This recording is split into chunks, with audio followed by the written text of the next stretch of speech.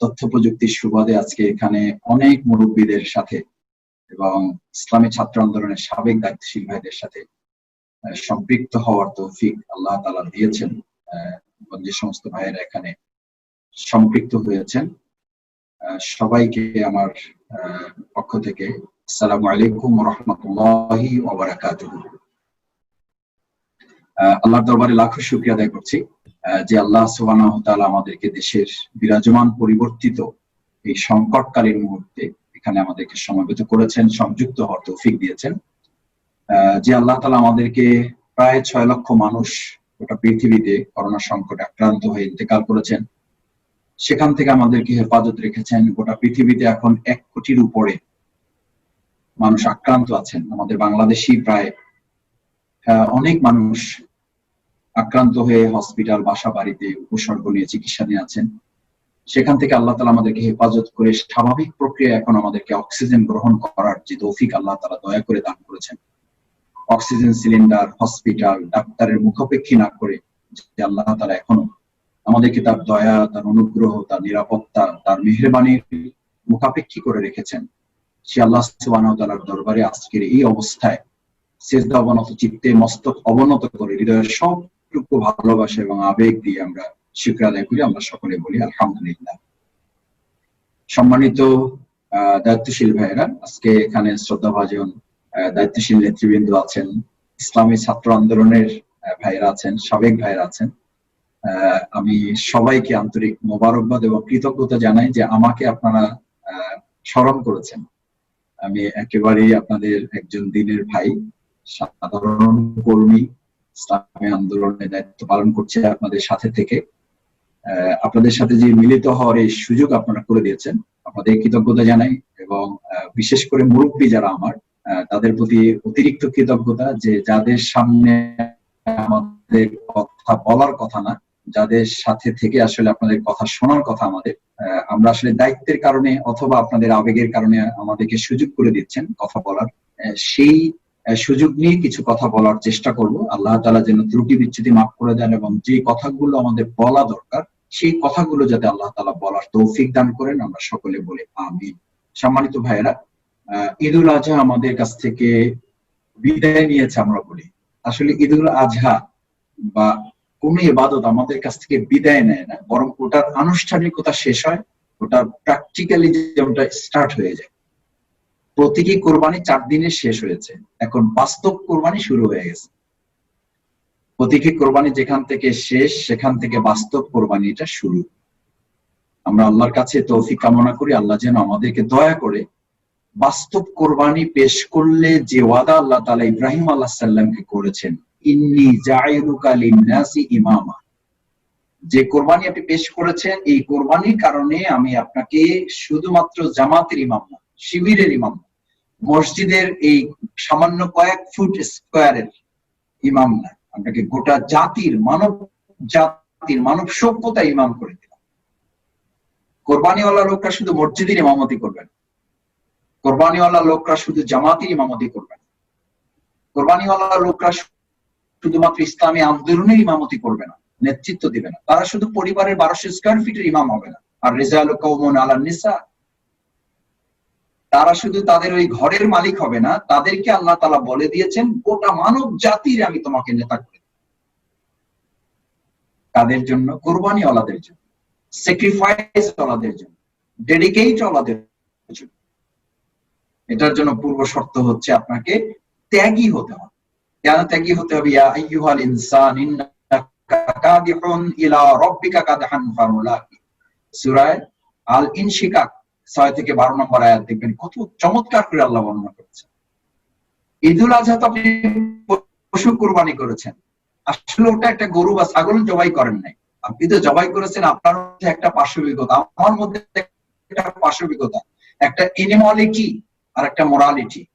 পুরো বছর জুড়ে আমার মোরালিটিটাকে ওভারকাম করার জন্য এনিমলিটিটা ডেভেলপ করে, পাশবিকতাটা ডেভেলপ করে, খেয়ে দে আনন্দ উল্লাস ভোগ বিলাসের মধ্যে ওটা মোটা তাজা হয়ে যায়। খামারে যেমন একটা গরু মোটা তাজা হয়, একটা ছাগল মোটা তাজা হয়, একটা উট দুম্বা মোটা তাজা হয়, ঠিক আমার মধ্যে এরকম একটা পশু বাস করে, সেও এরকম খামারের মধ্য থেকে আমার সব নফসের চাহিদা পূরণের ভিত্তিতে সেও এরকম খেয়ে পরে মোটা তাজা হয়, বছর শেষে ওটাকে জবাই করতে হয়, এটার নাম কুরবানি। এই অ্যানিমালিটিটাকে আমরা জবাই করতে পারলে আমার মোরালিটিটা ডেভেলপ করবে, আপনি বুঝতে পারবেন। এটা বোঝার জন্য কোনো মুফতির কাছে যাওয়ার দরকার নেই, কোনো মুহাদ্দিসের কাছে যেতে হবে না, কোনো মুফাসসিরের কাছে আপনাকে এর জন্য প্রশ্ন করতে হবে না। আমাদের দেশে প্রতিষ্ঠিত কোনো ল্যাবরেটরিতেও আপনাকে যেতে হবে না যে ভাই একটু টেস্ট করে দেখেন তো আমার মোরালিটিটা ঠিক আছে, অ্যানিমালিটিটা জবাই হয়েছে কিনা। এটা প্রমাণ করার জন্য কোনো হসপিটালের ল্যাবে গিয়ে আপনাকে যেতে হবে না, কোনো সিটি স্ক্যান আপনাকে করাতে হবে না, কোনো এমআরআই করা লাগবে না, কোনো এক্সরে করাতে হবে না। কারণ একটা চমৎকার ল্যাবরেটরি আল্লাহ তাআলা আপনার মধ্যে সেট করে দিয়েছেন, একটা চমৎকার সিটি স্ক্যান মেশিন আপনার মধ্যে আল্লাহ তাআলা সেট করে দিয়েছেন, চমৎকার একটা এমআরআই মেশিন আপনার মধ্যে আল্লাহ তাআলা বসিয়ে রেখেছেন, চমৎকার একটা এক্সরে অপারেটর আপনার মধ্যে বসানো আছে। সে আপনাকে প্রতিনিয়ত বলে দেয় ওয়ানাফসি ওয়ামা সাওয়াহা ফাআলহামাহা ফুজুরাহা ওয়া তাকওয়াহা ক্বাদ আফলাহা মান যাক্কাহা ওয়া ক্বাদ খাবা মান দাসসাহা। ওয়া ক্বাদ খাবা মান দাসসাহা পর 4টা আয়াত। আগে আল্লাহ তাআলা 7 বার কসম খেয়েছেন। কোরআনে ব্যতিক্রম সূরা, একটা সূরায় 7 বার কসম খাওয়া ইজ এ অ্যাবসলিউট এক্সেপশনাল সূরা। 7 বার কসম খেয়ে তারপর বলছেন ওয়ানাফসি ওয়ামা সাওয়াহা। পরিবার দেখলে সংসার দেখলে সংগঠন থাকে না, সংগঠন দেখলে সংসার থাকে না, বলি না মাঝে মধ্যে, ভারসাম্যহীন হয়ে পড়ে ভাই। পেশা দেখলে নেশা থাকে না, নেশা দেখলে পেশা থাকে না, অ্যাডভোকেট হইলে সংগঠনের রুকনিয়াত থাকেন না, রোকন হইলে অ্যাডভোকেটগিরি থাকে না, ডাক্তার হইলে দায়িত্ব পালন করতে পারে না, দায়িত্ব পালন করলে ডাক্তারগিরি থাকে না, বলি না বলি। আল্লাহ বলেন যে এটা তোমার দুর্বলতা, এখানে আমার কোনো দুর্বলতা তো নাই, প্রশ্নই ওঠে না। ওয়ানাফসি ওয়ামা সাওয়াহা, who created you balance and proportion to, আপনাকে সৃষ্টি করেছেন, আপনি এই গোলামগিরিও করবেন, আপনি ডাক্তারগিরিও করবেন, আপনি গোলামগিরিও করবেন, দাসত্বগিরি চাকরগিরিও করবেন, আপনি অ্যাডভোকেটগিরিও করবেন। ছাত্র জীবন শেষ করার পর আমরা একটা কমন কথা বলি, জেলা আমির মহোদয় একটু আমাকে সুযোগ দেন, একটু প্রতিষ্ঠিত হয়ে নেই,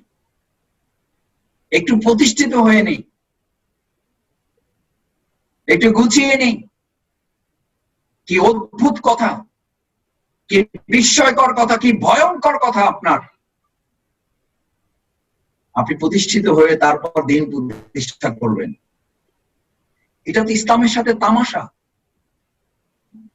এটা ইসলামী আন্দোলনের সাথে মশকরা করা, এটা ইসলামী আন্দোলনের সাথে বেঈমানি করা, বিশ্বাসঘাতকতা করা, এটা আল্লাহর সাথে বিদ্রোহী করা।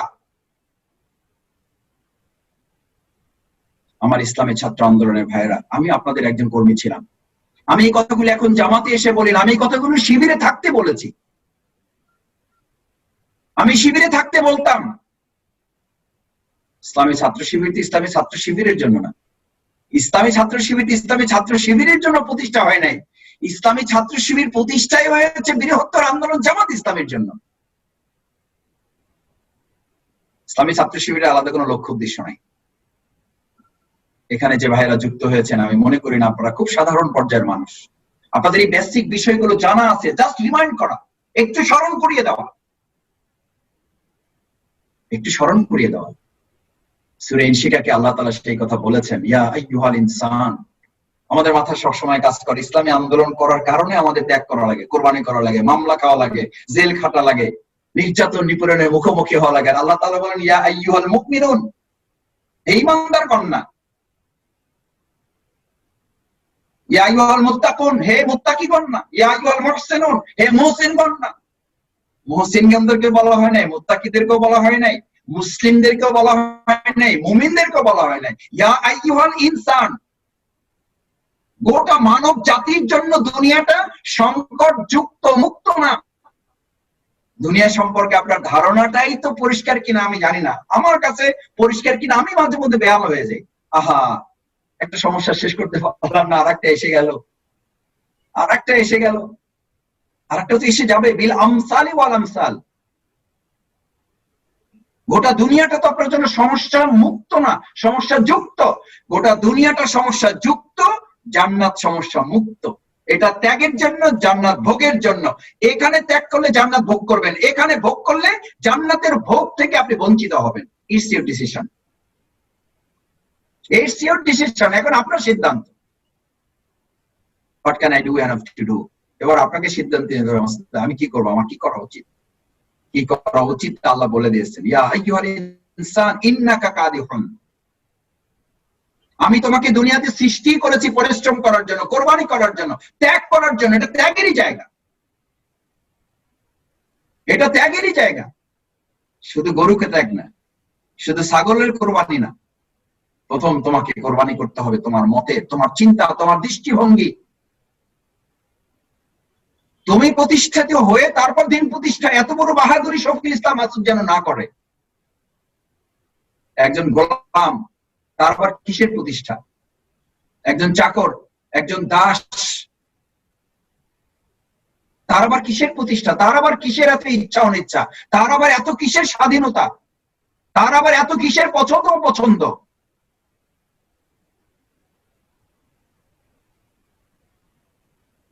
কিসের তার এত অপছন্দ।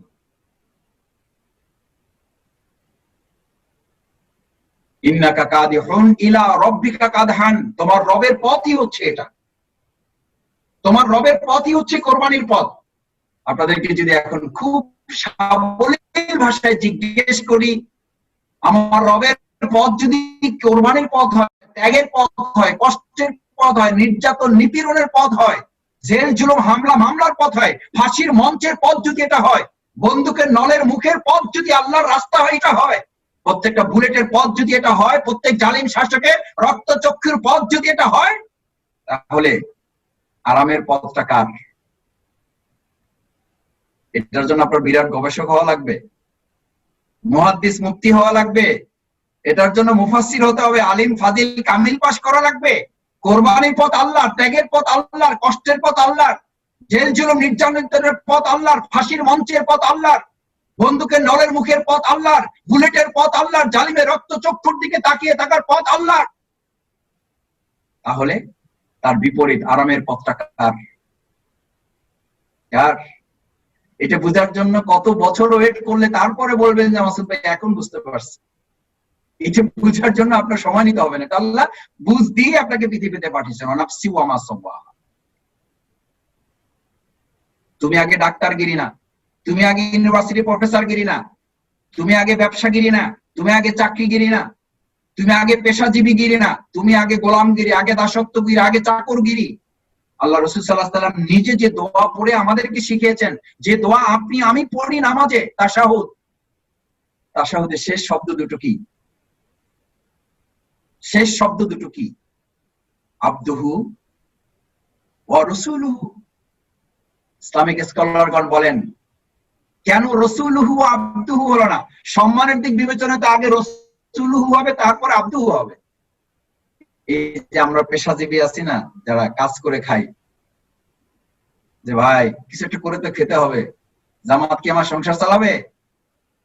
এই যে আমার ব্যবসা বন্ধ হয়ে গেছে, এটা কি জামাত দেখবে? আমার যে খালি রোকন হইতে বলেন, আগে এটার খবর নেন, আমার দোকানটাকে চালু করে দেন, তারপরে ইমান চালু করেন, তারপরে রিপোর্ট বই চালু করেন, তারপরে নিসাব চালু করেন, তারপর 5% এর কথা বলেন। জামাতে তো আর এক সমস্যা, বলে যে আয় না থাকলে ব্যয় থেকে 5% দেন। কি অদ্ভুত কথা! আমি প্রথম জামাতে এসে এটা শুনে অবাক হয়ে গেলাম, বলেন কি? তখন আমার চাকরি শুরু হয় নাই, আমি প্রার্থী ফর্ম পেয়েছি, এখন আমাকে লিখতে বলতেছে আমার থানা। আমি বলছি লেখেন আয় কত, ব্যয় কত, 5% দেবেন। আমি বললাম ভাই আয় তো শুরু হয় নাই। বলছে ব্যয়ের 5% লেখেন। আমি বাসায় ফোন দিলাম, যাচ্ছে আমাদের ব্যয় কত? বললো যে ব্যয় এইটা। তো বলছি ঠিক আছে, এইটার উপরে 5% লেখেন। আমি বললাম ভাই বলেন কি? বলছে হ্যাঁ আলহামদুলিল্লাহ মাসুদ ভাই। আমার এই দায়িত্বশীলের সামনে হাসতে হাসতে আমি বললাম ভাই এমনি তো সবই আপনারা কোরআন হাদিস ভিত্তিতেই তো চালান, তা আমরা তো শিবির করে আসছি, এইটার কোনো দলিল আমার কাছে নাই। এটার দলিল কি আপনার? বলছে মাসুদ ভাই এটার একটা দলিল আছে আমাদের, এটা একটা সুন্দর দলিল আমাদের কাছে আছে। আল্লাযীনা ইউনফিকুনা ফিস সাররাই ওয়াদ দাররা ওয়াল কাযিমিনাল গায়জ ওয়াল আফিনা আনিন নাস। আছে দলিল, কোরআনের আয়াত চালু আছে তো এগুলো, না হবিগঞ্জ এগুলো মানসুখ হয়ে গেছে? আল্লাযীনা ইউনফিকুনা ফিস সাররা, আপনি ভালো অবস্থায়, এটা হলো আয়ের 5%, ওয়াদ দাররা আয় নাই, ব্যয়ের 5%। ব্যবসা বন্ধ, চাকরি বাতিল, বেতন বন্ধ, ওটার নাম হলো দররা, ওটা ব্যয়, ক্ষতির খারাপ অবস্থায় আছেন, সংকটের মধ্যে আছেন, করোনাকালীন অবস্থা, সংসারই চলে না, আবার নিসাব, সংসারই চলে না, রোকন হইতে বলেন। আরে ভাই সব ঠিকঠাক করে নেই। সূরা ফুরকানে আল্লাহ তাআলা কি ধমকটা যে আমাকে দিয়েছেন তা কি মনে আছে? দায়িত্বশীলরা একটু কড়া কথা বললে মনটা খারাপ হয়ে যায়। হযরত লোকমান তার সন্তানকে উপদেশ দিয়ে বলেছিলেন, ছাত্র শিবিরের ভাইদেরকে আমি শিবিরে থাকতে বলতাম, আরে ভাই মান অভিমান করে মুখ ফুলায় আছেন, কয় মাসুদ ভাই এখানকার দায়িত্বশীলদের আপনি জানেন না, একটু ঝামেলা আছে, সমস্যা আছে। বললাম কি সমস্যা আছে? বলছে মাসুদ ভাই এখন শিবিরে থাকতে আপনারা বুঝবেন না, শিবির ছাড়েন জামাতে আসেন তারপরে বুঝবেন কত দানে কত চাল। আরামে আরামে শিবির করেন তো, শিবিরের জান্নাতি পরিবেশ আর এই জামাতের এই পরিবেশ একরকম না। এখানে বহুত ঝামেলা, এখানে স্বার্থের ব্যাপার, এখানে চাকরির ব্যাপার, এখানে আইন কামের ব্যাপার, এখানে ব্যবসার ব্যাপার, সন্তান সন্ততি স্ত্রী, বহু কিছুর ব্যাপার আছে এখানে মাসুদ। এগুলো আপনি এখন বুঝবেন না। এখন তো একটা বক্তৃতা করতেছেন, জামাতে আসেন কথা হবে, জামাতে আসলে কথা হবে। তো এখন জামাতে আসছি, আসার পরে জিজ্ঞেস করে মাসুদ ভাই কি অবস্থা? আছি আলহামদুলিল্লাহ। বিয়ে তো করছেন, ছেলে মেয়ে হয়েছে? ছেলে মেয়ে না হলে বুঝবেন না জীবন কত কঠিন। আমি বললাম আলহামদুলিল্লাহ ভাই দুইখান আছে। বলছে যে হয়েছে ঠিক আছে, স্কুলে ভর্তি করছেন কিনা, না হলে বুঝবেন না জীবন কত কঠিন। আমি বললাম হ্যাঁ বড়টারে ভর্তিও করছি। বলছে ভর্তি করছেন ঠিক আছে, বড় হয়েছে কিনা? আমি বললাম ভাই আর কোন জায়গায় নিবেন আমার, কোন জায়গায় নিবেন আমারে? কুল মা ইয়াবাউ বিকুম রাব্বি লাউলা দুআউকুম ফাকাদ কাযাবতুম ফাসাওফা ইয়াকুনু লিজামা। লিজাম, লিজাম শব্দের তাফসীর কারণ উল্লেখ করেন, এটা আল্লাহ তাআলা জাহান্নামের ভয় দেখান নাই আপনাকে। আমি ইসলামী আন্দোলনের ভাইদেরকে বলে থাকি যে জান্নাত জাহান্নাম, ইসলামী আন্দোলন শুধু জান্নাত জাহান্নামের ফয়সালা না, ওটা চূড়ান্ত পরিণতি। আর ইসলামী আন্দোলন থেকে সামান্য সময়ের নিষ্ক্রিয়তা, সামান্য সময়ের দুর্বলতা, দুনিয়ার জীবনে আপনাকে অপমান লাঞ্ছনার মুখোমুখি করে এই দুনিয়ার থেকে আল্লাহ তাআলা আপনাকে যখন জাহান্নাম করে দেবে, আপনার পরিবারটা আপনার জন্য জাহান্নাম হয়ে যাবে, আপনার স্ত্রী জাহান্নামের লাকড়িতে পরিণত হবে দুনিয়াতে থেকেই, আপনার সন্তান জাহান্নামের কীট হয়ে যাবে এই দুনিয়াতে থেকেই। আপনি শুধু দুনিয়ার পর পরকালে জান্নাত জাহান্নামের প্রস্তুতির জন্য অপেক্ষা করছেন তো, আর আমি ওটারও আগে দুনিয়াটাই আমার জন্য জাহান্নাম হয়ে যাচ্ছে কিনা আমি সেই ভয় প্রকম্পিত, সেই ভয় জামাত করি, সেই ভয় জামাতের বহু কিছু পছন্দ না হওয়ার পরেও ওটাকে ঢোক গিলে গিলে ফেলি, কারণ এটা ছাড়া তো আমার উপায় নাই। ওই ভাই আর কষ্ট বুঝবেন না মাসুদ ভাই, এগুলা বক্তৃতা আর বাস্তবতা। আপনার কেমন কষ্টটা বলেন দেখি একটু বুঝি। কবে অসম্ভব কষ্ট। আচ্ছা আমি বলবো যে এটা নাকটা চিপে ধরেন, নাকটা চিপে ধরেন। বললেন নাক চিপে দিলে তো মরে যাবো। আমি বললাম কেন মরে যাবেন? ওই যে অক্সিজেন বন্ধ হয়ে যাবে। আমি আপনার নাক আপনি চিপে ধরলেন না, এবার আমি চিপে ধরলাম, কি করবেন?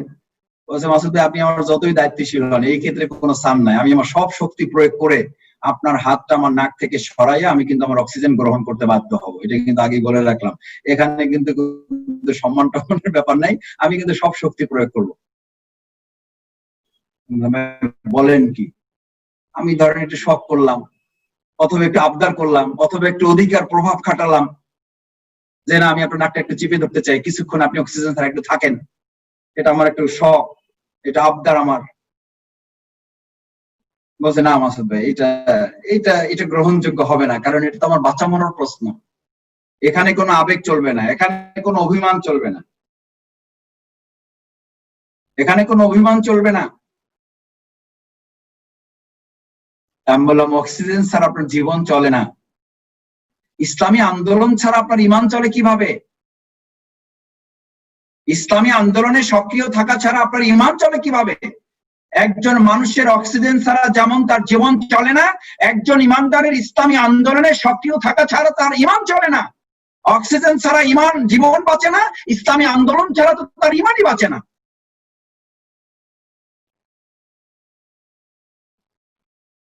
কেউ আপনাকে মনে করিয়ে দেয় নাই, স্মরণ করিয়ে দেয় নাই, তত্ত্বাবধান করে নাই, সচেতন করে নাই, এই জন্য মাঝখানে হঠাৎ 2 ঘন্টা অক্সিজেন গ্রহণ না করার সিদ্ধান্ত নিয়েছেন।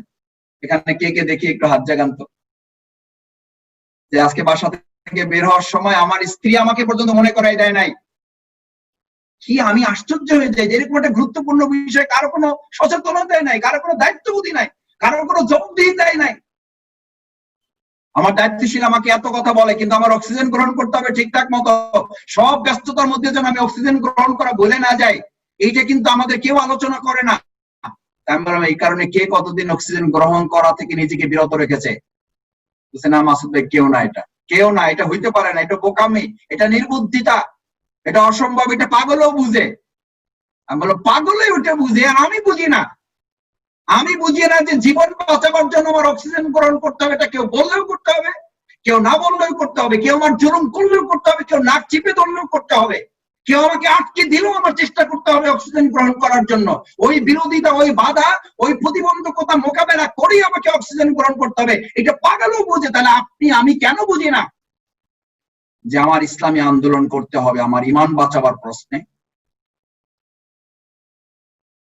হযরত লোকমান তার সন্তানকে বললেন, ইয়া বুনাইয়া ওয়ালা তুসাইর খাদ্দাকা লিন-নাস, ওয়ালা তুসাইর খাদ্দাকা লিন-নাস। এই ব্যাখ্যা নিশ্চয়ই এখানে অনেক উলামায়ে কেরাম আছেন, পড়েছেন। মুখ ফোলায় থাকবে না, খবরদার। কথায় কথায় মুখ ফোলাবা না, কথায় কথায় মানবিমানের প্রশ্ন তুলবা না। হ্যাঁ অমুকে আমাকে এই কথা বলেছে, আপনি রোকন হয়ে যান। আরে ভাই, উনি একটু খোঁজও নিল না যে আমার সংসার কিভাবে চলে, এই কারণে আমি রোকন হওয়া থেকে বিরত আছি।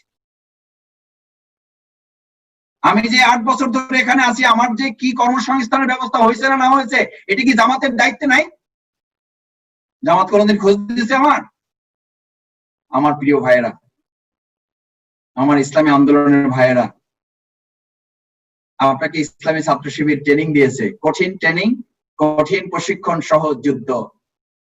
ট্রেনিং পিরিয়ড শেষ, এবার প্র্যাকটিক্যাল শুরু। ইসলামী ছাত্র শিবিরের জন্য তৈরি হয় নাই, ছাত্র শিবির তৈরি হয়েছে জামাতের জন্য। ছাত্র শিবির শুধু জামাতের জন্য তৈরি হয় না, ছাত্র শিবিরকে তৈরি করা হয়েছে জামাতের কর্মী সাপ্লাই দেওয়ার জন্য না, জামাতের লিডারশিপ সাপ্লাই দেওয়ার জন্য। লিডারশিপ সাপ্লাই দেওয়ার জন্য। জামাত তো কর্মী সংগ্রহ করবে সাধারণ মানুষ থেকে, আর শিবির তৈরি করা হয়েছে লিডারশিপ সংগ্রহ করার জন্য। এখন আমরা যখন এই সাবেক ভাইদের নিয়ে কোথাও কোথাও প্রোগ্রাম করি, আমি সেখানে বলি আর কি,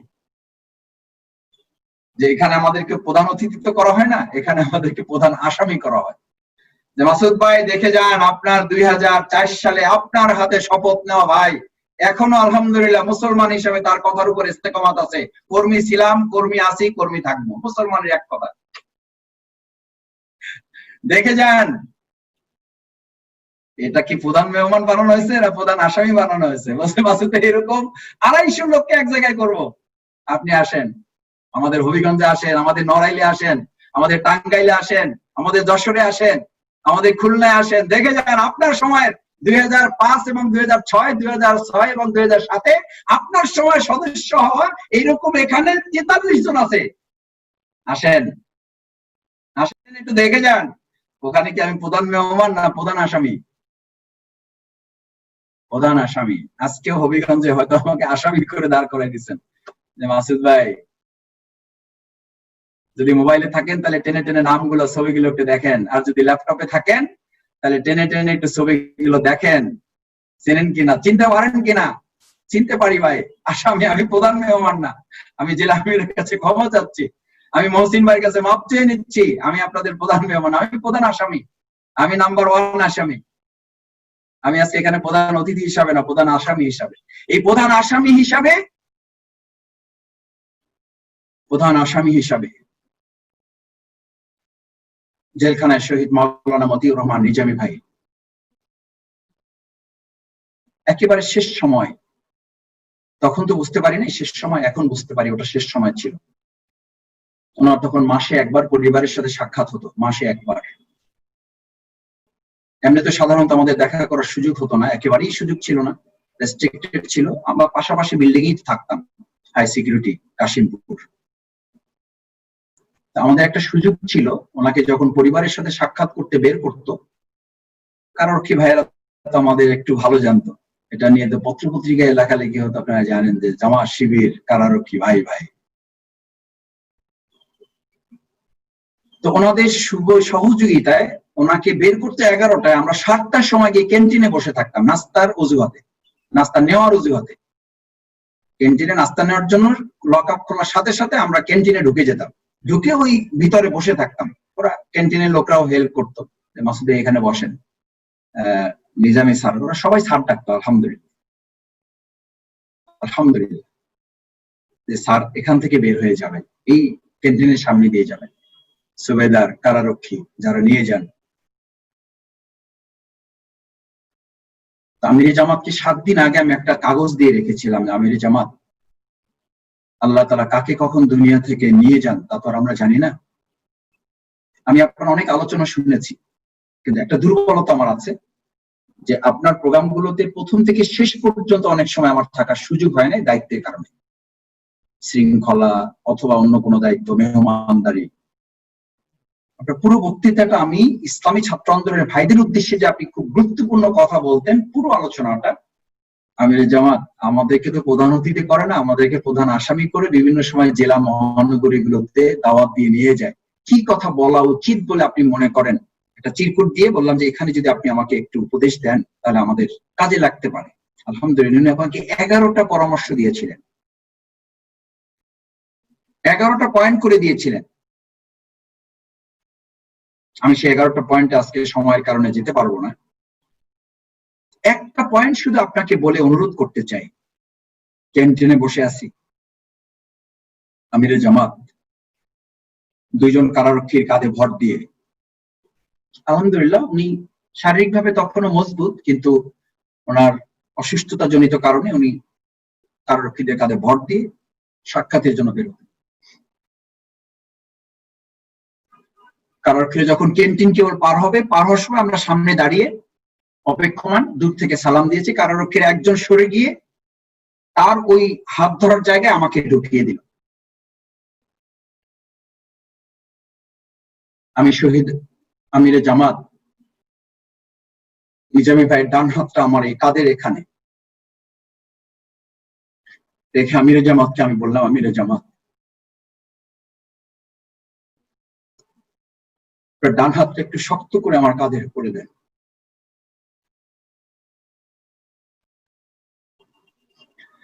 যাতে আপনার পুরো শরীরের ভরটা আমার ঘাড়ের উপর আসে।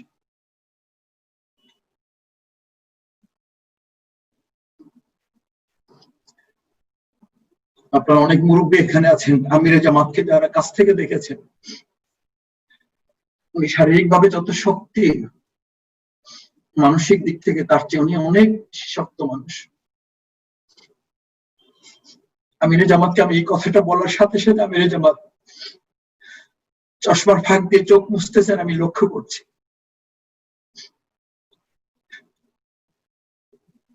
চোখ মুছতে মুছতে আমার ঘাটটা, আমার মাথাটা ঠিক ওনার বুকের সাথে লাগিয়ে রেখেছেন। আমি এখনো অস্তুত উপলব্ধি করি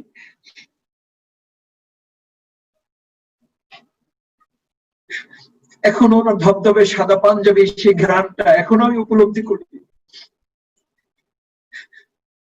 চশমার ফাঁক দিয়ে চোখের পানি মুছতে মুছতে আমার একদম কানের কাছে মুখটা নিয়ে এসে, মাথাটা এরকম বুকের কাছে লাগিয়ে কানের কাছে মুখটা নিয়ে এসে বললেন, মাসুদ তোমার ঘাড়ে শুধু আমার ডান হাতটাই রাখতেছি না, তোমাদের ঘাড়ে তো পুরো জামাতের বোঝাটা আমরা চাপিয়ে দিচ্ছি। আমাদের সময় শেষ হয়ে গেছে, আমরা চলে যাচ্ছি কোনো ছাত্র শিবিরকে কিন্তু এই জামাতের দায়িত্বটা নিতে হবে। যখন মুক্তি পাবে সবাইকে আমার সালাম বলে এই আহ্বানটা পৌঁছে দিবে যে জামাতের এই বিরাট বোঝার দায়িত্বটা যেন ছাত্র শিবির গ্রহণ করে। তোমার কাঁধে শুধু আজকে ডান হাতটা রাখলাম না, তোমার কাঁধে পুরো জামাতের বোঝাটা চাপিয়ে দিলাম। আমি আমির জামাতকে নিশ্চয়তা দিয়েছিলাম, আমির জামাত আমি ইসলামী ছাত্র শিবিরের ভাইদেরকে এটা বলবো।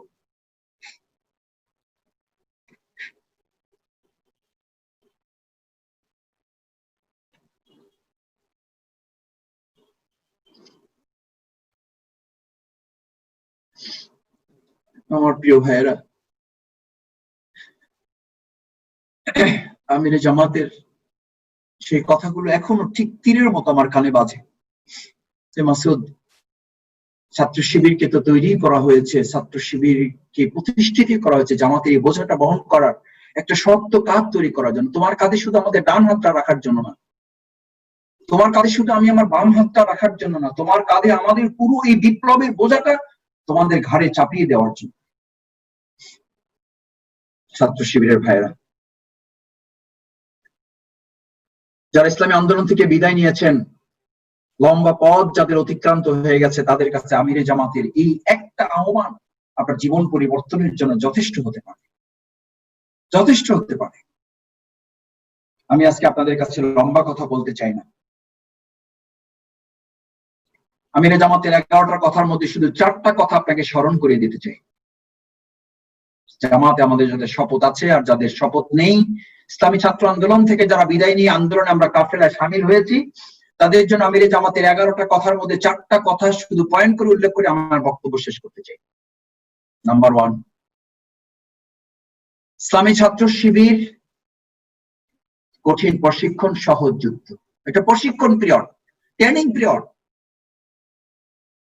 বাস্তব অধ্যায়টা জামাত ইসলামীতে শুরু। ওখানে শুধু দার্স শেখা যায়, পর্দা করতে হবে। ওখানে শুধু দার্স শেখা যায়, হালাল উপার্জন করতে হবে। ওখানে শুধু দার্স শেখা যায়, নৈতিকতাকে মূল্যায়ন করতে হবে। ওখানে শুধু দার্স শেখা যায়। আর এই প্রত্যেকটা দার্সের বাস্তবায়ন করার উপযুক্ত সময় হচ্ছে বৃহত্তর ইসলামী আন্দোলনের প্রেক্ষাপট।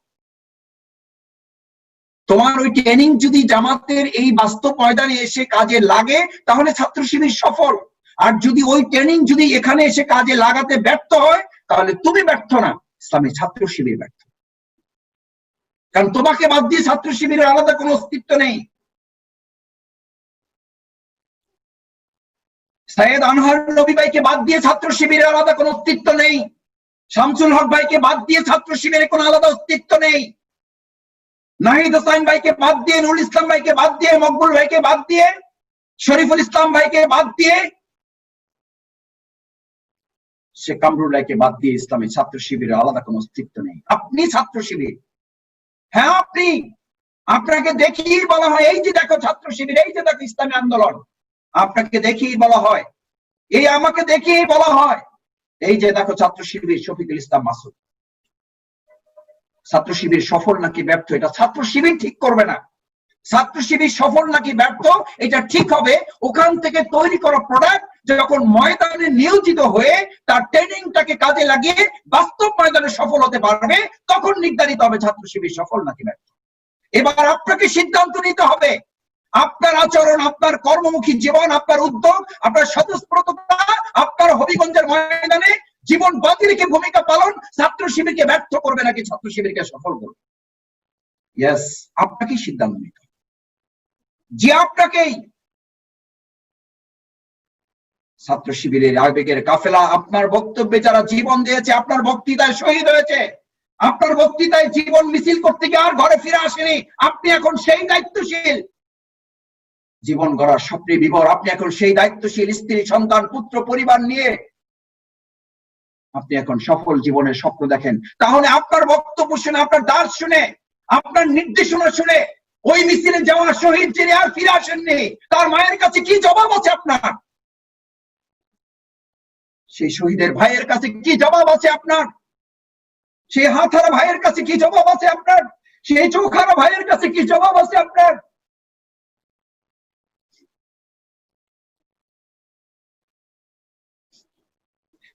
সেই গুলিতে চক্ষু নষ্ট হয়ে যাওয়া ভাইটার কাছে কি জবাব আছে আপনার? আপনার মতো তারও তো একটা স্বপ্ন ছিল, আপনার মতো তারও তো ইচ্ছে ছিল, তার একটা স্ত্রী হবে, তার সন্তান হবে, তার একটা পরিবার হবে, তার একটা চাকরি হবে, তিনি ডাক্তার হবেন, তিনি ইঞ্জিনিয়ার হবেন।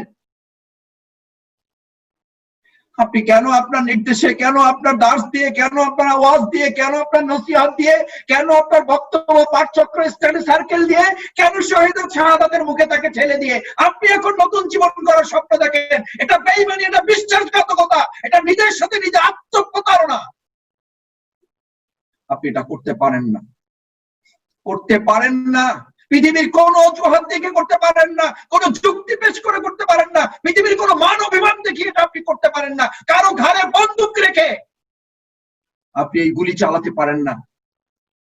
কারো দুর্বলতার অজুহাত দেখি আপনি এটা করতে পারেন না।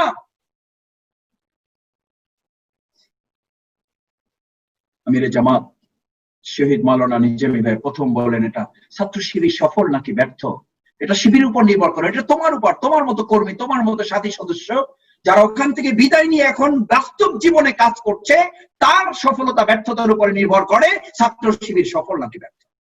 ভালো করে এটা পয়েন্ট মাথায় নিতে হবে। আপনার প্রিয় আবেগের কাফেলা, আপনার জান্নাতের ঠিকানা, জান্নাতের বাগিচা নামে খ্যাত, শহীদের বাগিচা নামে খ্যাত। নাম্বার 2, দ্বিতীয় আমিরে জামাত বললেন, মাসুদ ভাইদেরকে এটা বলতে হবে, আমরা তো সৌদি আরবে নৌকার ব্যবসা শুরু করেছি। কোথায়? দেশের নাম কি? সৌদি আরব। ব্যবসার প্রোডাক্ট কি? নৌকার ব্যবসা।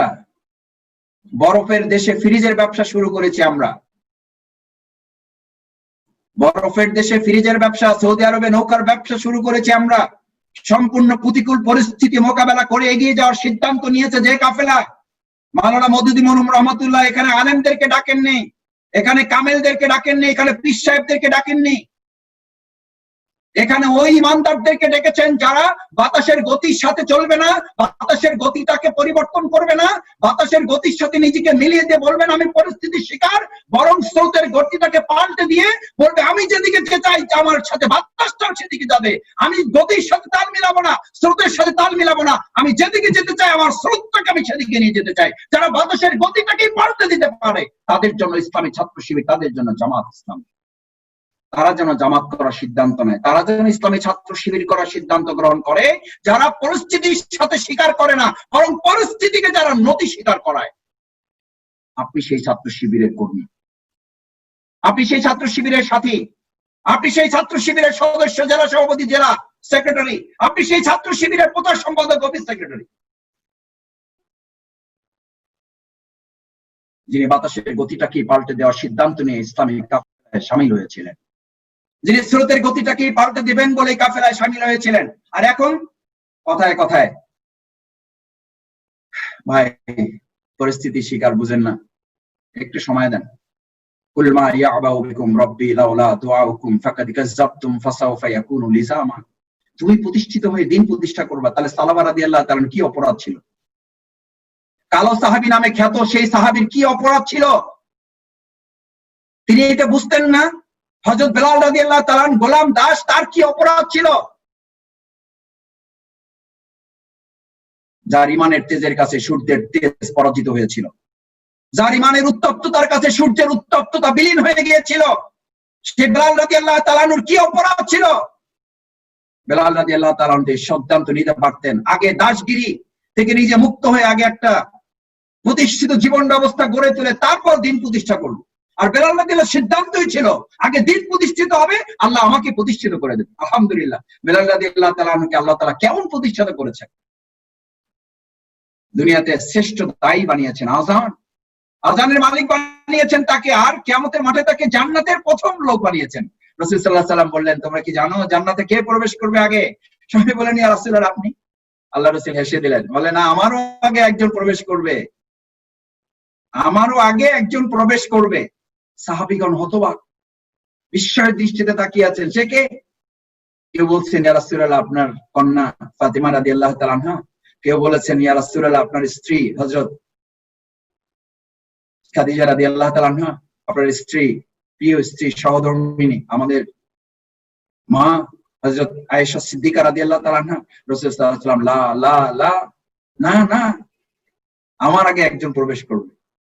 হাসতে হাসতে কিছুটা মৃদু হাসি দিয়ে আল্লাহ রাসূল বললেন, আমি তো একটা বাহনে করে জান্নাতে ঢুকবো, আর সেই বাহনের রশিটা ধরা থাকবে আমার প্রিয় সাহাবী হযরত বেলাল রাদিয়াল্লাহু তাআলা আনহু। সে তো রশিটা ধরে আগে ঢুকবে, তারপর আমি তার সাথে ঢুকবো। আল্লাহু আকবার, আল্লাহু আকবার।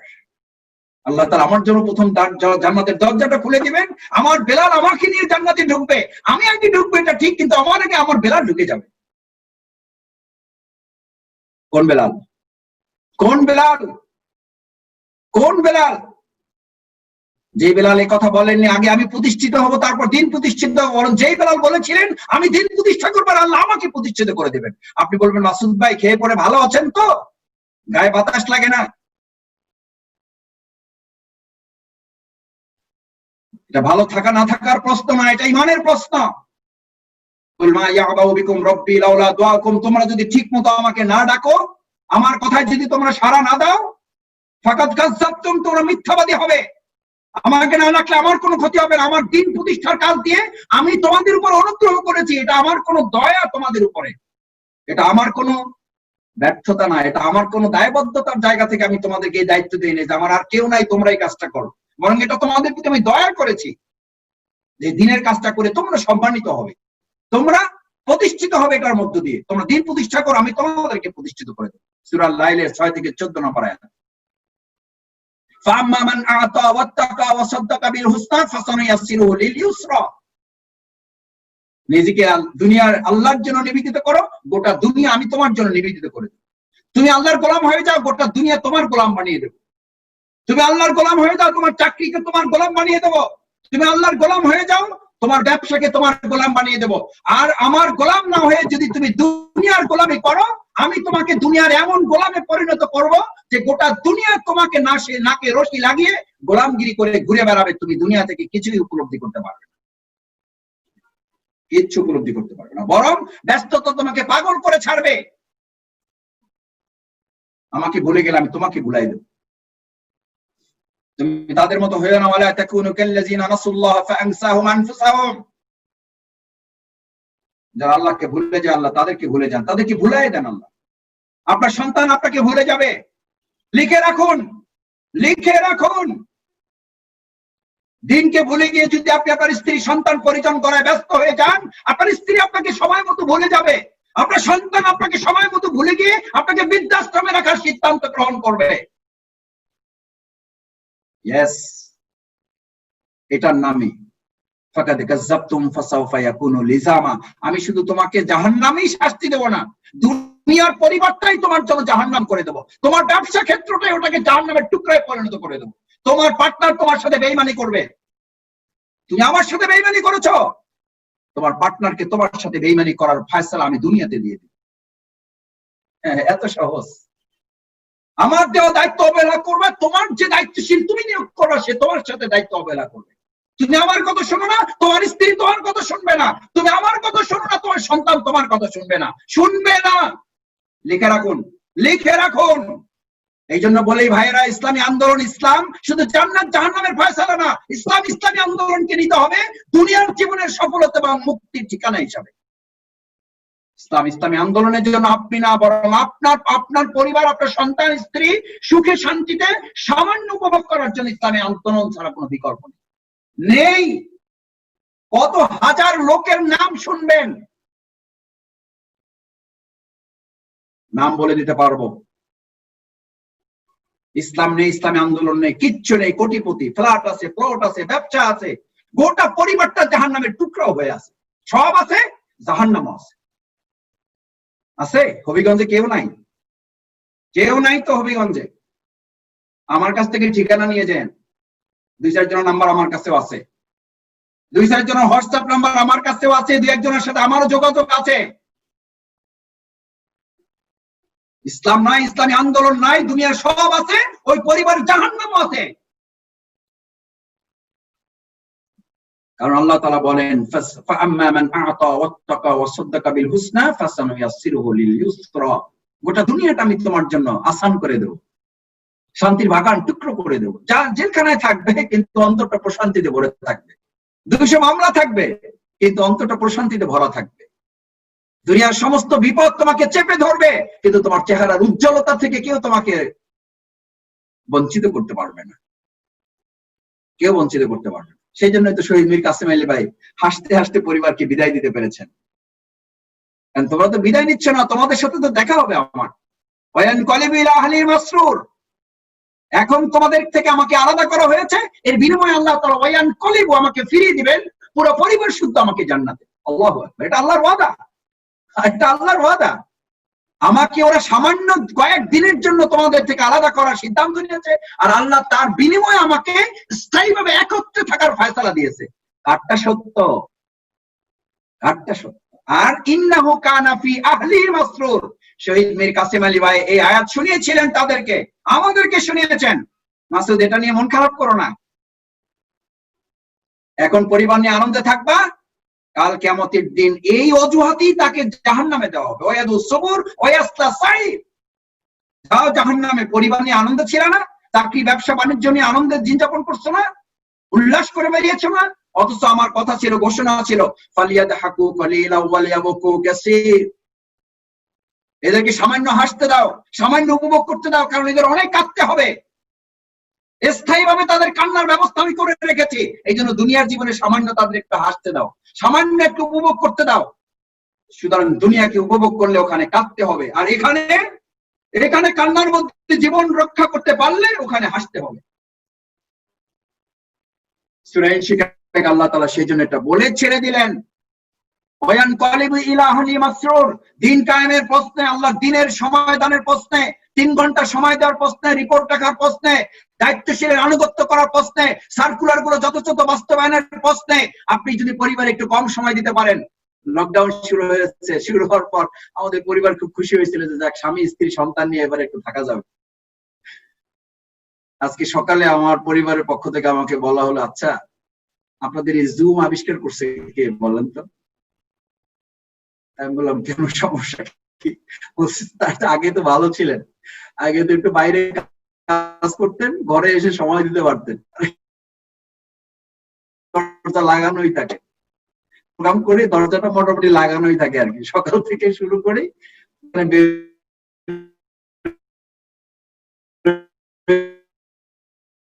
খাই, গোসল করে বাচ্চাদের একটু খোঁজ খবর নিয়ে আবার ঢুকে যাই। সমানে দরজা মানে ধাক্কা দিচ্ছে যে বাবা কোথায়। মানে আমি ঢোকার পরে প্রথম তারা আমার মাথায় হাত দিবে, টুপি খুলতে বলবে, জামা খুলতে বলবে, কারণ তারা মনে করে এই জামার টুপি পরা অবস্থায় থাকলে বাবা আমাদের কাছে থাকবে না। প্রথমে বেরোর সাথে সাথে বলবে টুপি খোলো, জামা খোলো। আর এই রুম তারা দেখতে পারে না, এই রুমে তারা মানে আমি নিয়ে আসতে চাইলেও তারা এখানে ঢুকতে চায় না। তো জিজ্ঞেস করে যে জুমটা আবিষ্কার করছে কে বলেন তো? আমাদের কি কোনো শান্তি নাই? আলহামদুলিল্লাহ, এটা মজা করে আমরা বলি। ওয়ানকালিবু ইলা আহলি মাসরুর, এই আয়াত আমার বাসার সামনে লাগানো আছে। এখন যদি পরিবার থেকে আমি একটু বিচ্ছিন্ন থাকি, আল্লাহ তাআলা স্থায়ীভাবে জান্নাতে দিয়ে আমাকে এটা পুষিয়ে দেবেন, স্থায়ী ভিত্তিতে পুষিয়ে দেবেন। আর ইন্নাহু কানা ফি আহলিহি মাসরুর, যদি এখন আপনি পরিবার নিয়ে ব্যস্ত থাকেন, দুনিয়ার কাজকে ফাঁকি দিয়ে, দুনিয়ার কাজকে অজুহাত দেখিয়ে, দিনের কাজ থেকে যদি আপনি বিরত থাকেন, তাহলে আল্লাহ তাআলা ওয়াদু সবুর ওয়াসলা সাইর, দ্রুত তাকে জাহান্নামে নিক্ষেপ করো, দ্রুত। কারণ সে দুনিয়ার জীবনে আমার দিনকে ফাঁকি দিয়ে, পরিবার পরিজন নিয়ে, পেশা নিয়ে, দায়িত্ব নিয়ে, দুনিয়াদারি নিয়ে সে নিজেকে ব্যস্ত রাখার কৌশল অবলম্বন করেছিল, শুধু এই অপরাধে তাকে জাহান্নামে নিক্ষেপ করে। এটা কপাল পোড়া, এটা কপাল পুড়েছে। ওয়াদু সবুর, এটা কপাল পোড়া, এটা দুর্ভাগা। ওয়াসলা সাইর, দ্রুত একে ফালাও, এর হিসাবও লাগবে না, বিনা হিসেবে জাহান্নাম। শুধু অপরাধ এতটুকু যে দিনদারি বাদ দিয়ে দুনিয়াদারি সিদ্ধান্ত গ্রহণ করেছিলাম, আল্লাহর মহব্বতের পরিবর্তে স্ত্রী মহব্বতকে আমার জীবনে ধারণ করেছিলাম। সেই জন্য আমিরে জামাত বললেন, 2 নম্বর হচ্ছে তুমি পরিস্থিতির কাছে নতি স্বীকার করবে না, বরং পরিস্থিতি তোমার কাছে নতি স্বীকার করবে। সেই জন্য বিয়েটা দেখে শুনে করবা, যাতে নতি স্বীকার করা না লাগে। ছেলে মেয়ে অতটুকু বড় করবা যতটুকু বড় হইলে তোমার বড়ত্ব ঠিক রাখে। আব্দুহু ওয়া রাসূলুহু, আগে গোলাম বানাবা, তারপরে পেশাগিরি, তারপরে ডাক্তারগিরি, তারপরে ইঞ্জিনিয়ারগিরি। আল্লাহ রাসূল দোয়ার মধ্যে শিখিয়ে দিয়েছেন, আমি আগে রাসূল আগে গোলাম। আগে গোলাম হলে রিসালাতের দায়িত্ব ঠিক, দিনদারি বাদ দিয়ে দুনিয়াদারি সিদ্ধান্ত গ্রহণ করেছিলাম, আল্লাহর মহব্বতের পরিবর্তে স্ত্রী মহব্বতকে আমার জীবনে ধারণ করেছিলাম। সেই জন্য আমিরে জামাত বললেন, 2 নম্বর হচ্ছে তুমি পরিস্থিতির কাছে নতি স্বীকার করবে না, বরং পরিস্থিতি তোমার কাছে নতি স্বীকার করবে। সেই জন্য বিয়েটা দেখে শুনে করবা, যাতে নতি স্বীকার করা না লাগে। ছেলে মেয়ে অতটুকু বড় করবা যতটুকু বড় হইলে তোমার বড়ত্ব ঠিক রাখে। আব্দুহু ওয়া রাসূলুহু, আগে গোলাম বানাবা, তারপরে পেশাগিরি, তারপরে ডাক্তারগিরি, তারপরে ইঞ্জিনিয়ারগিরি। আল্লাহ রাসূল দোয়ার মধ্যে শিখিয়ে দিয়েছেন, আমি আগে রাসূল আগে গোলাম। আগে গোলাম হলে রিসালাতের দায়িত্ব ঠিক মতো পালন হবে, আগে দাস হলে রিসালাতের গিরি ঠিক মতো পালন হবে। আগে গোলাম হতে হবে, তারপরে ডাক্তার হতে হবে। আগে গোলাম হতে হবে, তারপরে সন্তানকে ইঞ্জিনিয়ার বানাতে হবে। আগে গোলাম হতে হবে, তারপর আপনার স্ত্রীকে যথাযথভাবে বলতে হবে, এবার তুমি স্ত্রী, আগে দাসী হও, আগে আল্লাহর দাসী হও। কারণ তুমি আল্লাহর হক আদায় করো না, তুমি আমার হক আদায় করবা, তার গ্যারান্টি আছে? আছে গ্যারান্টি? আমি আমার স্ত্রীকে মাঝে মধ্যে বলি, আল্লাহর হক তুমি আদায় করো না, ভয় পাও না, তুমি আমার হক আদায় করবে, এটা আমি বিশ্বাস করি না। হইতে পারে না। আল্লাহরই তুমি ভয় করো না, তুমি আমারে ভয় করবা? তুমি আল্লাহর আমানত নষ্ট করো, তুমি আমার আমানত নষ্ট করবা না, এটা কেন বিশ্বাস করবো? হাসে, বলে যে না ঠিকই বলেছে, করতে হবে এটা। আপনার সন্তানকে এটা বুঝান, পরিবারকে এভাবে সামলান, পরিবারকে এভাবে প্রস্তুত করুন। তাহলে পরিবার থেকে এখন 1 ঘন্টা 2 ঘন্টা 3 ঘন্টা দিনের কাজে বিচ্ছিন্ন থাকলে আল্লাহ তাআলা স্থায়ীভাবে জান্নাতে ওয়ান কলিবু ইলা আহলি মাসরুর। ওয়ান কলিবের ব্যাখ্যা তাফসীরকারগণ বলেন যাদের জাহান্নাম ওয়াজিব হয়ে গেছে, আল্লাহ বলবেন ওদেরকেও ফিরাই নিয়ে আসো। আমার এই গোলামের প্রতি আমি এতটা সন্তুষ্ট হয়ে গেলাম যে তার পুরো পরিবার শুদ্ধ তাকে জান্নাতে ফিরাই দাও। ওয়ান কলিবু মানে তার জাহান্নাম হয়ে গেছে, কিন্তু তাকে ফিরাই নিয়ে আসো। 3 নম্বর আমিরে জামাত যে কথাটি বলে শেষের দিকে যেতে চাই, সম্মানিত ভাইয়েরা, আপনাদের ধৈর্যচ্যুতি ঘটাতে চাই না। 3 নম্বর আমিরে জামাত বললেন, ইসলামী ছাত্র শিবিরের একটা মূল লক্ষ্য হচ্ছে ওয়াতাওয়াসাউ বিল হক। তার অনুপ্রেরণাদায়ক হবে, উৎসাহমূলক হবে, ইন্সপায়ারিং হবে, এনকারেজিং হবে। তাদের কথা, তাদের আচরণ, তাদের দৃষ্টিভঙ্গি, তাদের কথা বলা, তাদের পথ চলা, তাদের চোখের চাহনি, তাদের মুখের ভাষা, তাদের ব্যবহারিক জিন্দেগি, এটা হবে শুধু কথায় না, বাস্তব জীবনে। ওয়াতাওয়াসাউ বিল হক, এটা আমাদের প্রফেসর মরহুম নাজির আহমেদ স্যার বলতেন যে সাদা ভাত নষ্ট হইলে ওটা পান্তা ভাত, আর পোলাও ভাত নষ্ট হইলে ওটা পচা ভাত, ওটা আর কেউ খায় না, দুর্গন্ধে ওটা অসুস্থ হয়ে যায় লোকেরা। ইসলামী ছাত্র শিবিরের তৈরি করা লোক যদি কোনো কারণে এদিক ওদিক হয়ে যায়, ওটা শুধু পান্তা ভাত হয় না, ওটা পচা ভাত হয়ে শুধু সে নষ্ট হয় না, গোটা জাতিকে বিনষ্ট করার উদ্যোগ গ্রহণ করে। সুতরাং সাবধান, সুতরাং সাবধান। ওয়াতাওয়াসাউ বিল হক। ছাত্র শিবির যেন নিষ্ক্রিয় না হয়। নিষ্ক্রিয় হলে সে শুধু নিষ্ক্রিয় হয় না, সে একটা জাতিকে নিষ্ক্রিয় করে ফেলে। সেজন্য আপনার আচরণ হবে, আপনার ব্যবহার হবে, আপনার কথা বলা হবে অপটিমিস্টিক, আশাবাদী, হোপফুল। আমি এটা বেশি আলোচনা করতে চাই না, এটা আপনারা বুঝেন ভালো। আমি আমার সবশেষ বললেন, ইসলামী ছাত্র শিবিরের মূল লক্ষ্য হচ্ছে ইসলামী ছাত্র শিবির আল্লাহর এই জমিনে আল্লাহর দ্বীন গালিব করার জন্য শাহাদাতের তামান্নায় উজ্জীবিত হয়ে যে শপথ তারা গ্রহণ করেছে, এই শপথ তো তারা শুধু ছাত্র জীবনের জন্য গ্রহণ করে নাই, এই শপথ তারা পুরো জীবনের জন্য গ্রহণ করছে। সেই শপথের উপর যেন তারা বলিয়ান থাকে। আমাদের সদস্য শপথ, আমাদের সাথী শপথ শুধু ছাত্র জীবনের জন্য দেওয়া হয় নাই, সেই শপথ এখন শুধু রেনু করে নেওয়া। আমাদের অনেক ভাই আমাদেরকে প্রশ্ন করেন, মাসুদে তাই যদি হয় তাদের শপথের উপর আসি, যে আছেন, তারপরে যে আল্লাহ তাআলা কোরআনে বলেন ইয়া আইয়ুহাল্লাযিনা আমানু আমিনু, ঈমানদারগণ আবার ঈমান আনো। তবে ঈমানদারকে বলতেছেন, ঈমানদার ঠিক তো বলতেছে। আমাদের শহীদ আমিরে জামাত নিজামী ভাই এটা বলতেন, হে সদস্যগণ আবার রোকন হও জামাত, আবার শপথটাকে রেনু করো। আমাদের মূল শপথ তো শিবিরেও না। আমাদের শহীদ আব্দুল কাদের মোল্লা ভাই, মরহুম নাজির আহমেদ ভাই আমাদেরকে শপথের ডেট জানতে চাইতেন। হ্যাঁ মাসুদ, তোমার সদস্য শপথ কবে? আমি বলতাম আমি নাজির ভাই আমার এত তারিখ। হ্যাঁ তুমি বলো, মান্নান তুমি বলো, রহিম তুমি বলো, আব্দুল কাদের তুমি বলো। বলতেন না তোমাদের কারো ডেট ঠিক নাই। তোমাদের শপথ তো নেওয়া আছে সূরা আরাফের 172 নম্বর আয়াতে, এবং সেটা আলমে আরো রুহের জগৎ। এখানে এই শপথ প্রত্যয়ন করা মাত্র, এটা শুধু নবায়ন করা হয়েছে। মূল শপথ তো আমরা নিয়েছি আল্লাহর কাছে, সেই সূরা আরাফের 172 নম্বর আয়াত, ওয়াইজ আখাযা রাব্বুকা মিন বানি আদম মিন জুহুরিহিম যুররিয়াতাহুম ওয়া আশহাদাহুম আলা আনফুসিহিম আলাস্তু বিরাব্বিকুম। অঙ্গীকার করা হয়েছে, চুক্তি করা হয়ে গেছে, শপথ নেওয়া হয়ে গেছে, আমরা অঙ্গীকার করে এসেছি। কলু বালা, ইয়েস আন তাকুলা ইয়াউমাল কিয়ামাতি ইন্না কুননা আন হাযা গাফিলিন। দুনিয়ার জীবনে আমাদের যদি কেউ খোঁজ নাও নেয়, কেউ যদি আমার রিজিকের কথা নাও শুনে, কেউ যদি আমার পরিবারে দুঃখ দুর্দশা উপলব্ধি নাও করে, তবুও আমি আপনার গোলামি করেই যাব। আপনার গোলামির চুক্তিতে আমি আবদ্ধ হয়ে গেলাম। আপনি তো শপথ নিয়ে এসছেন। আমি শিবিরে বলতাম আমার ছাত্র ভাইয়েরা, তুমি তো জন্মগতভাবে সৃষ্টিগতভাবে তুমি শিবিরের সদস্য। আর জামাতের ভাইদেরকে আমি বলি, আপনি তো জন্মগতভাবে আপনি জামাতের রোকন, আপনার তো সৃষ্টি হয়েছে জামাতের রোকন হয়ে। আপনি শুধু এটাকে নবায়ন করে নেবেন, শুধু এটাকে প্রত্যয়ন করে নেবেন, শুধু রেনিউ করে নেবেন, না হলে ওটা নষ্ট হয়ে যাবে, ওটা চুক্তির মেয়াদ উত্তীর্ণ হয়ে যাবে। আল্লাহ তাআলা আমাদেরকে তৌফিক দান করুন, যারা বায়াতের উপর আছি বায়াতের হক আদায় করার জন্য, আর যারা এই বায়াতকে নবায়ন করতে পারেনি, যে বায়াত আলমে আরো রুহের জগতে আল্লাহর সাথে চুক্তি করেছে আমরা, সেই চুক্তিকে নবায়ন করার জন্য যারা বায়াতি জিন্দেগির এখনো চূড়ান্ত শপথের অধিকারী হতে পারি নাই, আল্লাহ তাআলা দয়া করে আজকের ঈদ পুনর্মিলন অনুষ্ঠান থেকে যেন এই প্রত্যয়, এই সিদ্ধান্ত নেওয়ার তৌফিক দান করেন যে আল্লাহ আমি আমার বায়াত এই জন্য নিব আমার ঈমান রক্ষার প্রশ্নে। একটা ভাইরাস থেকে জীবন বাঁচাতে আপনাকে প্রোটেকশন নিতে হবে, এইটা বুঝেন। একটা ভাইরাস থেকে বাঁচার জন্য হ্যান্ডস গ্লোভস পরতে হবে, এইটা বুঝেন। একটা ভাইরাস থেকে বাঁচার জন্য পার্সোনাল প্রোটেকশন ইকুইপমেন্ট ব্যবহার করতে হবে, এইটা বুঝেন। আর যে শয়তান আপনাকে প্রতিদিন, প্রতি মিনিট, প্রতি সেকেন্ড হাজার হাজার লক্ষ লক্ষ অশ্লীলতার ভাইরাস দিয়ে আপনার ঈমান ধ্বংস করে দিচ্ছে, সেই ভাইরাস থেকে বাঁচার জন্য আপনার বায়াতের মতো প্রোটেকশন নিতে হবে, এইটা বুঝেন না। এইটা বুঝেন না। এটা বুঝার জন্য আর কত বড় লম্বা আলোচনা করতে হবে, আর কত স্টাডি ক্লাস করতে হবে, কত টিসি করতে হবে, কত টিএস করতে হবে। পার্সোনাল প্রোটেকশন ইকুইপমেন্ট পিপি ব্যবহার করার জন্য তো কোনো টিএস করা লাগে নাই, মাস্ক ব্যবহার করার জন্য তো কোনো টিসি করা লাগে নাই, হ্যান্ড স্যানিটাইজার ব্যবহার করতে হবে ভাইরাস থেকে বাঁচার জন্য, জীবন বাঁচাতে, আপনার ঈমান বাঁচাতে যে সিদ্ধান্ত নিতে হবে, বায়াত গ্রহণ করতে হবে, শয়তানের এই অস্ত্র থেকে বাঁচার জন্য যে আপনাকে শপথ অঙ্গীকার করতে হবে, এটার জন্য এত টিসির প্রয়োজন হয় কেন? তার মানে আমি বুঝিও না বোঝার ভান করি। আসুন আল্লাহ তাআলা আমাদেরকে এই যা বুঝেও না বোঝার ভান করি, এটা দুনিয়ার কেউ না জানলে তো আল্লাহ জানেন, আল্লাহ বুঝছেন, তার কাছে তো আমাদের জবাবদিহি করতে হবে। সেই জবাবদিহির কাঠগড়ায় যেন আমাকে আসামি না হয়ে এই আলোচনার মধ্য দিয়ে যেন আমরা বায়াতের চূড়ান্ত সিদ্ধান্ত গ্রহণ করে যার বায়াত আছে, বায়াতের যথার্থ হক আদায় করার সিদ্ধান্ত আমরা গ্রহণ করতে পারি। আল্লাহ তাআলা আমাদের সেই তৌফিক দান করুন। সেই প্রত্যাশা ব্যক্ত করে লম্বা সময় আপনার কথা সেটা কামনা করে আমি আপনাদের কাছে আবারও দোয়া কামনা করে করোনার সংকটকালীন এই মুহূর্তে আল্লাহ তাআলা আমাকে, আপনাকে, আমাদের সকলকে যেন নিরাপদে রাখেন, সুরক্ষিত রাখেন, ভালো রাখেন। আমাদের যারা অসুস্থ আছেন তাদেরকে আল্লাহ যেন সুস্থ করে দেন।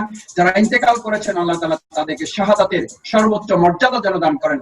সেই প্রত্যাশা ব্যক্ত করে আবারও হবিগঞ্জ জেলা আমাকে স্মরণ করার জন্য, আমাকে এই সুযোগ করে দেওয়ার জন্য, আপনাদের সাথে মিলিত হওয়ার জন্য আন্তরিকতা এবং কৃতজ্ঞতা জ্ঞাপন করে আমাদের সব ভাইদের কাছে কোনো কথা কষ্ট পেয়ে থাকলে দয়া করে আল্লাহর রাস্তায় আপনারা মাফ করে দিবেন।